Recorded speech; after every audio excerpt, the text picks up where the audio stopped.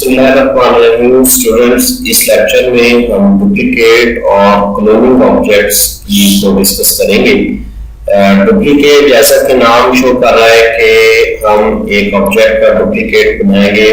Duplicate से मुराद ये है, फर्ज करें ये एक ऑब्जेक्ट हमारे पास पड़ा हुआ है, हम इस जैसे मुख्तलिफ ऑब्जेक्ट्स बनाना चाह रहे हैं तो डुप्लीकेट की मदद से हम ये बना सकते हैं। वैसे भी डिजाइन में अक्सर औकातों में जरूरत पड़ जाती है कि हम ऑब्जेक्ट्स को डुप्लीकेट बनाएं, कि एक से ज्यादा ऑब्जेक्ट हम लगाना चाह रहे हैं। तो डुप्लीकेट के लिए आपको एडिट मेन्यू में जाना पड़ेगा और यहाँ पे डुप्लीकेट की कमांड जो है वो आपको नजर आएगी, कंट्रोल डी जो है वो डुप्लीकेट की जो है वो कमांड है। अब यहाँ पे एक चीज नोट करने वाली है कि जब आप पहली दफा कंट्रोल डी करेंगे तो आपके पास जो है वो एक डायलॉग बॉक्स मिल जाएगा जिसमें वो हमें पूछेगा कि वर्टिकल ऑफसेट और हॉरिजॉन्टल ऑफसेट क्या है। अब मैं दोनों का आपको फर्क बता देता हूँ। देखिए, वर्टिकल ऑफसेट ये होता है कि वो इस ऑब्जेक्ट का डुप्लीकेट बनाएगा, लेकिन ऊपर की तरफ कितने फासले तक वो रखे जो डुप्लीकेट है, और वर्टिकली और हॉरिजॉन्टली ये है कि इस साइड पे कितने फासले तक रखे, ये हमें ऑफसेट जो है इसको ऑफसेट बोलते हैं। तो अगर हम कंट्रोल डी और अगर हम यहाँ पे कंट्रोल डी प्रेस करते हैं तो ये हॉरिजॉन्टली डिस्टेंस को शो कर रहा है, वर्टिकल डिस्टेंस को शो नहीं कर रहा। अब स्टूडेंट्स, हम ये जो बाय डिफॉल्ट जो इसका बिहेवियर है ऑफसेट का, उसको चेंज करते हैं और मैं आपको बताता हूँ कि कहाँ पे जाके वो चीज चेंज होगी।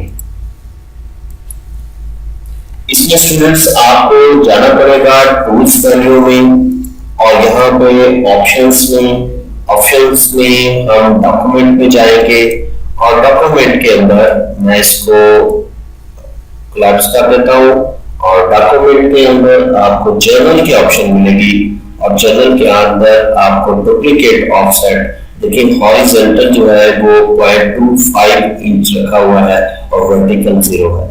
अगर हम हॉरिजॉन्टल 1 इंच कर देते हैं यहाँ पे तो वो 1 इंच जो है वो लेफ्ट साइड में मूव करेगा, जबकि ऊपर की तरफ मूव नहीं करेगा। और अगर हम 1 इंच इसको वर्टिकल भी कर देते हैं, अब हॉरिजॉन्टल भी डुप्लीकेट करेगा और वर्टिकल भी। अगर मैं इसको ओके कर देता हूं और अब हम कंट्रोल डी करते हैं तो आप नोट कीजिएगा कि ये जो है वो वर्टिकली और हॉरिजॉन्टली 1-1 इंच के फासले पर ये डुप्लीकेट रख रहा है। अब इसमें एक इंटेलिजेंट बात यह है कि अगर हम यहाँ पे इसको इस जगह पे रख देते हैं और अब हम कंट्रोल डी करते हैं तो वो उसी तरह उसने पिछली जो सेटिंग थी उसको रिमेंबर किया और उसने कहा कि ये इस फासले पर डुप्लीकेट रखना है, तो ऑटोमेटिकली उसने अगला डुप्लीकेट भी उसी तरह रख दिया है।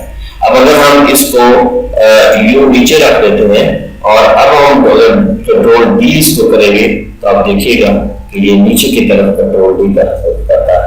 तो इस तरह ये डुप्लीकेट की जो कमांड है इसमें कोरल्ड्रा इंटेलिजेंट है, वो समझता है कि आपने किस तरफ जो है वो डुप्लीकेट ऑब्जेक्ट चाह रहे हैं।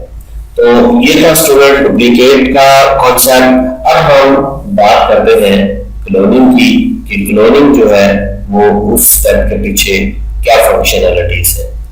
जी स्टूडेंट्स, क्लोनिंग के कॉन्सेप्ट को डिस्कस करने से पहले मैं एक कमांड आपको बताना चाह रहा हूँ। यहाँ पे एडिट मेन्यू के अंदर स्टेप एंड रिपीट, ये भी डुप्लीकेट बनाने के लिए यूज होती है। और अगर हम यहाँ पे क्लिक करेंगे तो इस तरह एक पैलेट हमारे पास राइट साइड पे आ जाएगा।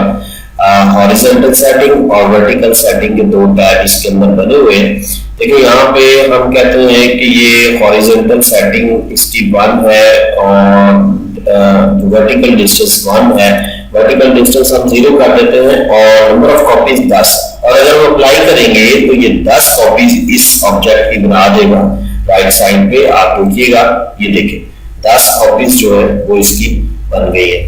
मैं कंट्रोल Z करता हूँ, आप खुद देखें अगर हम 2 इंचेस इसको करते हैं और अप्लाई करते हैं तो 2-2 इंच के ऊपर ये 10 ऑब्जेक्ट्स जो है वो बन गए। इस तरह भी आप जो है वो डुप्लीकेट जो है वो ऑब्जेक्ट क्रिएट कर सकते हैं। मैं इसको पैलेट को बंद करता हूँ और कंट्रोल Z करता हूँ।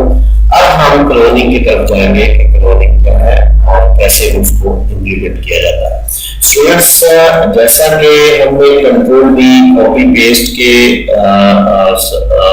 कॉन्सेप्ट हम डिस्कस करते जा रहे हैं, तो अभी जो क्लोनिंग का कॉन्सेप्ट है, क्लोनिंग में जब आप डुप्लीकेट करेंगे एक ऑब्जेक्ट को तो वो ऑब्जेक्ट बन तो जाएगा, लेकिन उसका फाइल के साइज पर असर नहीं पड़ेगा। अगर आप यहाँ इस ऑब्जेक्ट को कॉपी करके 4-5 दफा पेस्ट करते हैं तो फाइल का साइज ऑब्वियसली बढ़ता जाएगा। जितने जितने ऑब्जेक्ट ज्यादा आते जाएंगे फाइल का साइज, इसका जो डिस्क पे साइज है वो बढ़ता जाएगा। लेकिन जब आप क्लोनिंग इसको करेंगे तो क्या होगा कि ये डिस्क पर इसका साइज नहीं बढ़ेगा। तो क्लोन कैसे करते हैं? एडिट मेन्यू के अंदर यहाँ पे क्लोन का एक बटन बना हुआ है, क्लोन का एक ऑप्शन बना है, इसको जब आप क्लिक करेंगे तो एक ऑब्जेक्ट जो है इसी तरह क्लोन हो चुका है। अब मैं इसको इस तरफ लाता हूं और फिर यहाँ पे एक चीज और बताने वाली है कि क्लोनिंग का एक मास्टर होता है, यानी ये जो है ये इसका मास्टर ऑब्जेक्ट है। अब इसका मास्टर का क्या फायदा है कि अगर हम मास्टर में तब्दीली करते हैं तो जो क्लोन ऑब्जेक्ट होंगे वो भी तब्दील हो जाएंगे। फॉर एग्जाम्पल हम इनको कंट्रोल डी से इसको मजीद कॉपी कर लेते हैं। अब हम इस मास्टर को चेंज करने वाले, और जैसे ही मैं इस मास्टर को चेंज करता हूं आप देखें जितने भी क्लोन ऑब्जेक्ट थे वो सारे तब्दील हो गए। तो ये स्टूडेंट्स क्लोनिंग का फायदा है कि क्लोनिंग के अंदर अगर हम मास्टर को तब्दील करेंगे तो जो क्लोन किए हुए ऑब्जेक्ट्स हैं वो भी तब्दील हो जाएंगे। और इसी तरह अगर हम क्लोन ऑब्जेक्ट को चेंज करना चाहें तो हम उसको अलग से चेंज कर सकते हैं। अब ये इस मास्टर के साथ रिलेट नहीं है, और अगर आप दोबारा इसको मास्टर के साथ रिलेट करना चाह रहे हैं तो आप इस पर राइट क्लिक करेंगे और यहाँ पे आपको ऑप्शन मिलेगी रिवर्ट टू मास्टर। तो वो पूछ रहा है क्लोन फेल, क्लोन आउटलाइन, क्या क्या इसमें आपने तब्दीली की है। तो हमने तो जस्ट ट्रांसफॉर्मेशन की है, इसका साइज चेंज किया है। हम इसको क्लिक करेंगे और ओके कर देंगे। अब ये मास्टर के साथ रिलेट हो चुका है। इट मींस कि अगर आप मास्टर को चेंज करेंगे तो क्लोन ऑब्जेक्ट्स भी तब्दील हो जाएंगे।